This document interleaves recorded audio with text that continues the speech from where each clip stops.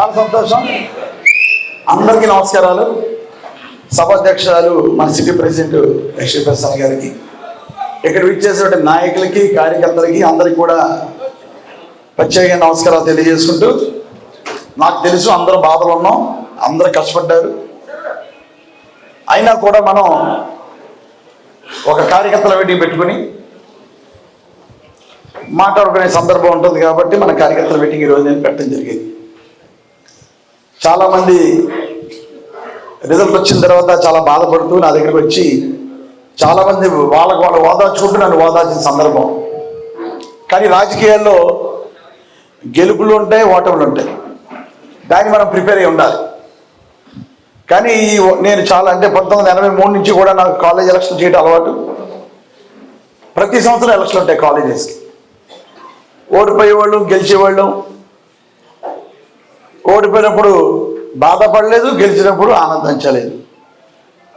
కనుక నేను ఓడిపోయిన రోజు, రిజల్ట్ వచ్చిన రోజు అయితే ప్రజల తీర్పిచ్చారేటి అని అనుకున్న సందర్భం. సాయంత్రానికి అయిపోయింది, ఓడిపోయినా కూడా మన మనస్సాక్షి తెలుసు, మనం ఎలా పనిచేసాం, ఎలా ఉన్నాం, ప్రజలతో ఎలా మమేకమయ్యాం, పథకాలు ఎటువంటి పథకాలు జగన్మోహన్ రెడ్డి ప్రజల కోసం పెట్టారు, మనకి ప్రజలకు అందుబాటులో ఎలా ఉన్నాం అని మనకు తెలుసు. కాబట్టి నాకు ఇంత కూడా బాధ లేదు.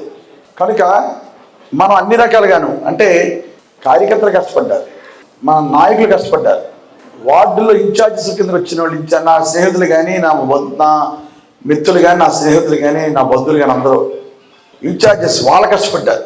ముఖ్యంగా మన కోసం 1000 మంది పైన వాలంటీర్స్ రాజీనామాలు చేసి వాళ్ళు చాలామంది, అందరూ అన్న కానీ ఒక 90% వాళ్ళు కష్టపడ్డారు. 2 సంవత్సరాల నుంచి 2.5 సంవత్సరాలు కరోనా టైంలో ఇళ్ల నుండి పనిచేసిన, కరోనా తర్వాత 2.5 సంవత్సరాల నుంచి మనం నిత్యం ప్రజల్లోనే ఉన్నాం.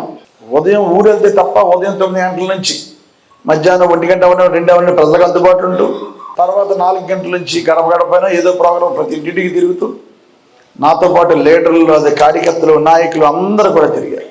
నా ఊరికి అయితే ఇంత మంచి ఎలక్షన్లు నేను దగ్గర 7 అసెంబ్లీ ఎలక్షన్ చూశాను, 7 4 నేనే పోటీ చేశాను. ఇంత మంచి ఎలక్షనీరింగ్ నాకు తెలుసు ఎప్పుడు చేయలేదు, అంత బాగా చేసాం మన ఎలక్షనీరింగ్. సో కనుక ఇందులో మన తప్పు లేదు. ఏదైనా గురించి కూడా ప్రజల తీర్పు మనం గౌరవించాలి.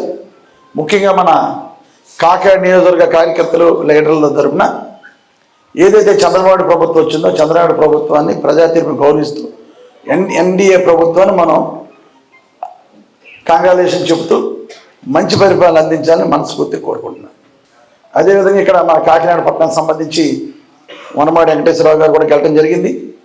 తప్పకుండా వెంకటేశ్వరరావు గారికి కూడా మన కాకినాడ వైఎస్ఆర్ పార్టీ కాంగ్రెస్ తరఫున కూడా మనం కొండబాబు గారికి కూడా శుభాకాంక్షలు తెలియజేసుకుందాం.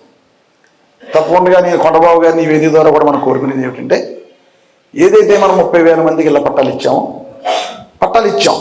ఒక 11,000 ఇల్లు స్టార్ట్ చేసాం, అది పూర్తి చేయడానికి పూర్తి కృతజ్ఞత ఉండాలని, అదేవిధంగా పెన్షనర్స్ ఏదైతే 3,000 రూపాయల నుంచి 4,000 రూపాయలు చేస్తున్న పెన్షనర్స్ ఏదైతే ఉన్నాయో అవి కూడా ఇవ్వాలని, అమ్మఒడి మన ప్రభుత్వం వచ్చుంటే జూన్ జూలైలో అమ్మఒడి పడాలి. సో ఈ అమ్మఒడి అందరికి ఇస్తానన్నారు కాబట్టి అమ్మఒడి పడేలాగా కృషి చేయాలని, అదేవిధంగా నిరుద్యోగ వృత్తి 3,000 ఇస్తానన్నారు, అది కూడా ఇవ్వాలని. సో ఇలాగ ఏదైతే హామీలు ఇచ్చారో ఇవన్నీ హామీలోనే ముఖ్యమైన హామీలు 2 ఉన్నాయి మన కాకినాడపట్నం సంబంధించి. 30,000 ఇల్లు లేని ప్రతి నిరుపేదకి ఇల్లు ఇవ్వాలని, అదేవిధంగా ఓఎన్జీసీ సమస్య. ఎందుకంటే ఓఎన్జీసీ సమస్య అనేది చాలా మత్స్యకార ప్రాంతాల్లో, కుటుంబాలు ఉన్న ప్రాంతాల్లో ఓఎన్జీసీ కూడా చాలా ఇంపార్టెంట్ సమస్య. డెఫినెట్గా ఓఎన్జీసీ మీద మనం పోరాడితే దానికి నష్టపరిహారం, మత్స్యకార గ్రామాలకు నష్టపరిహారం తేగలం. అందులో మన వైఎస్ఆర్ పార్టీ తరఫున ఓఎన్జీసీ పోరాటంలో పూర్తి సహకారం మనం ఇతర నాయకులకి ఇవ్వడానికి మనం అందరం కూడా రెడీగా ఉందామని ఈ సందర్భంగా తెలియజేసుకుంటూ, కాకినాడలో ఉన్నటువంటి సమస్యలు పరిశీలించడానికి ముందుండాలి.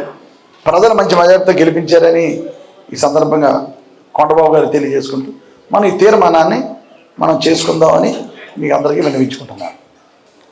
రాబోయే రోజులు ఉన్నాయి. ఇంకా మనకి ప్రజల యొక్క తీర్పులో, అంటే ప్రజలు ఇచ్చిన తీర్పు ప్రకారం మేనిఫెస్టో ఏదైతే ఉందో ఆ మేనిఫెస్టో యొక్క అంశాలని కనుక ఒక 6 నెలల్లో సంవత్సరం చూద్దాం. చూడని పక్షంలో ఒకవేళ నెరవేరిన పక్షంలో మనం తప్పకుండా ప్రజల పక్షాన్ని ఉంటూ మనం డెఫినెట్గా ప్రజలు న్యాయం చేసే కార్యక్రమాన్ని మనం చేయాలి.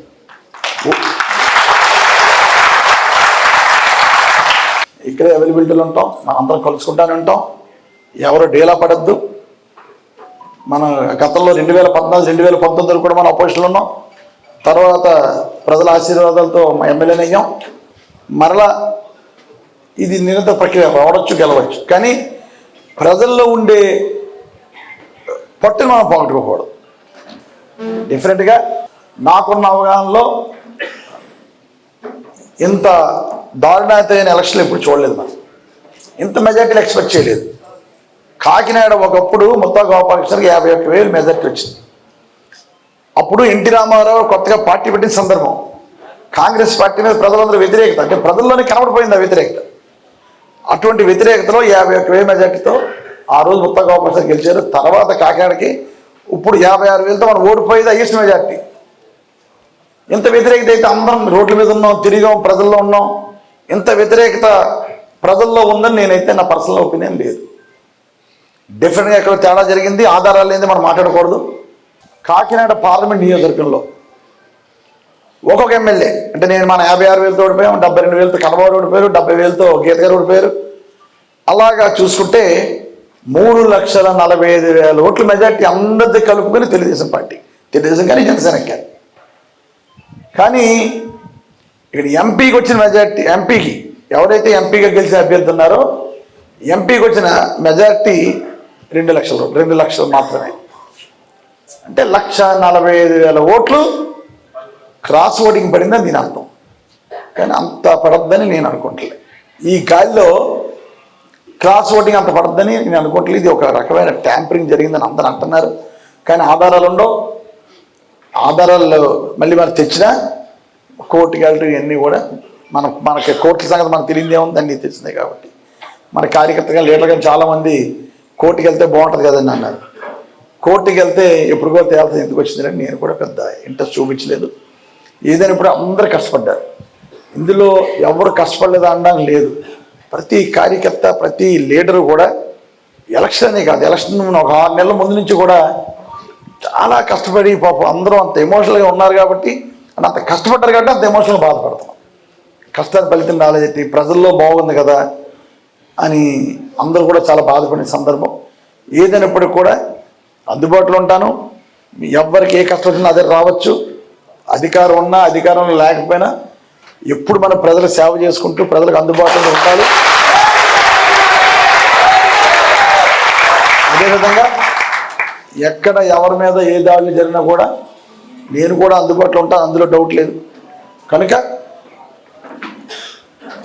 ఒక 6 నెలల నుంచి 6 నెలలు చూద్దాం. 6 నెలల వరకు మనం ఏ విధంగా విమర్శలకు కూడా వెళ్ళొద్దు. 6 నెలల తర్వాత ఈ పథకాలు కానీ ఏమన్నా ప్రజలకి అన్యాయం చేసే విధంగా ఉంటే కనుక మనం స్పందించే కార్యక్రమాన్ని మనం చేద్దామని తెలియజేసుకుంటూ మరొక్కసారి ఎన్డీఏ ప్రభుత్వానికి, కొండబాబు గారికి, పంత నానాజీ గారికి, ఎంపీ ఉదయ్ గారికి, వీళ్ళందరికీ ఈ వేదిక ద్వారా విన్నపం ఏంటంటే ఏదైతే ప్రజలకు మాట ఇచ్చారో ఆ మాట ప్రకారం అన్ని పథకాలు చేయాలని మనస్ఫూర్తి కోరుకుంటూ పాల్గొన్న మీకు అందరికీ కూడా ధన్యవాదాలు. కనుక ఎవరికి ఏ సమస్య ఉన్నా నా దగ్గర రావచ్చు, ఎవరైనా ఎప్పుడైనా రావచ్చు. ప్రజలకు మీ సమస్య మీద కానీ ప్రజల సమస్య మీద కానీ. ధన్యవాదాలు. Thank you.